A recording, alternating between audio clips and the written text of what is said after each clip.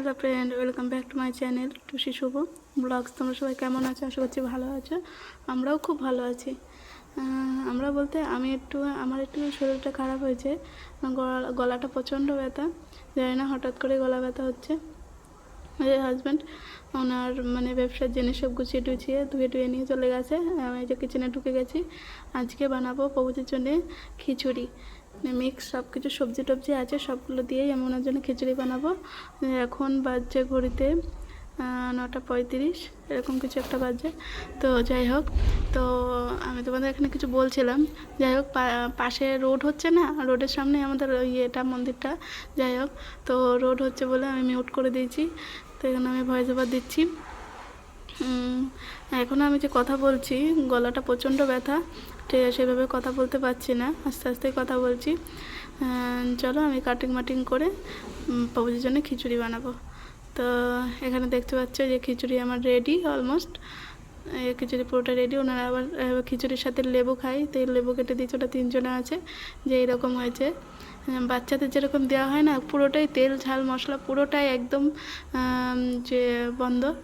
আর এই যে ওপর দিয়ে আমি যে কোকোনাট দিয়ে দিয়েছি আমি পুরোটাই। যে এইভাবেই আমাদের প্রভুজি খাই। তো প্রভুজিকে দিয়ে এসেছি খিচুড়ি। আমার এই যে বাদ বাকি যেগুলো কিচেনে কাজ থাকে সেগুলো করছি।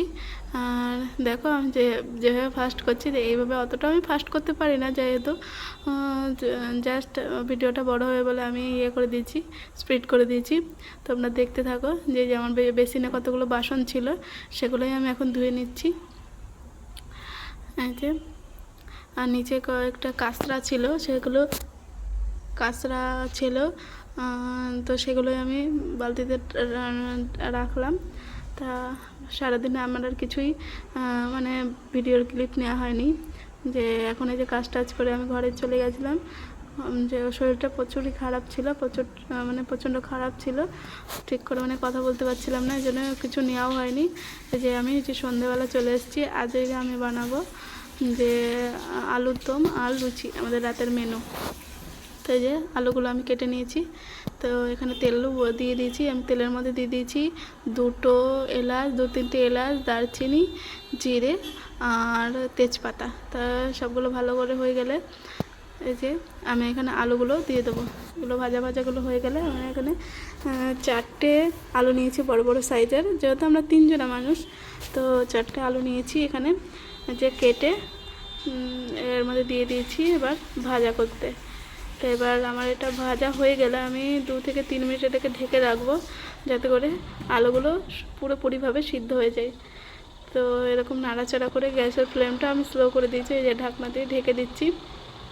এবার আমি এর মিক্সারটা করে নেব, যে এতে কী দেবো আমি। যে দেবো 3টে বড় বড় সাইজের টমেটো, একটু আদরক, আর এখানে 2টো কাঁচা লঙ্কা। যেহেতু মেয়ে খাবে, মেয়ে অতটা ঝাল খেতে পারে না, ওর জন্যই ঝাল কম দিয়ে রান্না করা। তো এই যে এখানে দিয়ে দিচ্ছি কতগুলো কাজু, 2টো কাঁচা লঙ্কা, আদরক আর টমেটো কুচি। এই যে টমেটোগুলোকে কুচি করে দিয়ে দিয়েছি। এই যে আমি পেস্টটা বানিয়ে নিয়েছি। আর ওইদিকে আমার আলুগুলো মোটামুটি ভাজা হয়ে গেছে।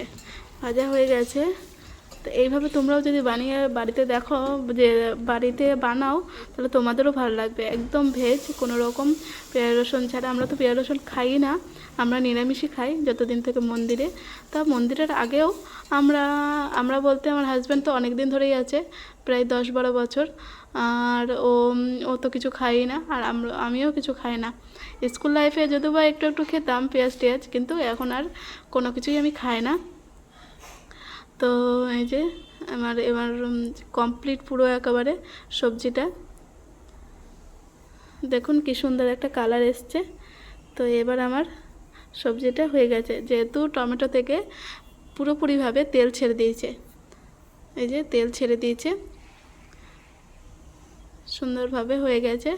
আর আমি মশলা এর মধ্যে দিয়ে দিচ্ছি একটু জিরে পাউডার, রেড চিলি পাউডার, হলুদ, আর ওখানে একটু সবজি মশলা ছিল। তো রেড চিলি পাউডারটা সম্পূর্ণটা কালার হওয়ার জন্য, ওটা কোনো ঝাল নেই। সম্পূর্ণ কালার হওয়ার জন্যই আমি দিয়েছি। আর এই যে এই সাইডে করে দিয়ে বসিয়ে রেখেছিলাম আমি গরম জল।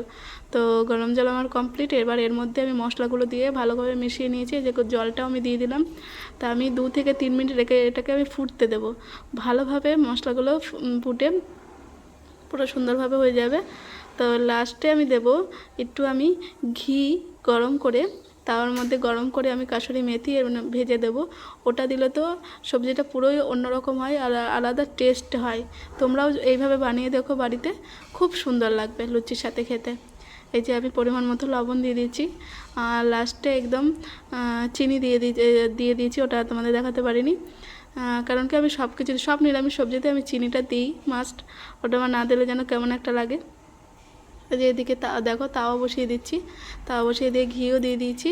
এই যে আমি কাসুরি মেথি যে তোমাদের দেখাচ্ছিলাম, এই যে কাসুরি মেথি আমি সামান্য ভেজে নেব, 5 থেকে 6 সেকেন্ড এটাকে ভেজে নিতে হবে। মানে বেশিক্ষণ রাখলে চলবেই না।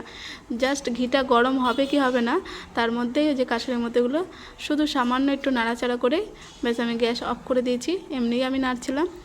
তো খুব সুন্দর একটা গন্ধ আসবে, তখনই বুঝবা মানে যে কোনো সবজির মধ্যে দিলে চলে, যে কোনো সবজির মধ্যে। যে এমন না যে এটার মধ্যেই দিচ্ছি, এরকম কোনো ব্যাপারই না, তোমরা যে কোনো সবজিতে দিতে পারো। এই যে সবজিটা দেখো কালারটা কত সুন্দর এসছে, আর খেতেও ভীষণ ভীষণ টেস্টি হয়েছিল আলুর দম আর লুচি।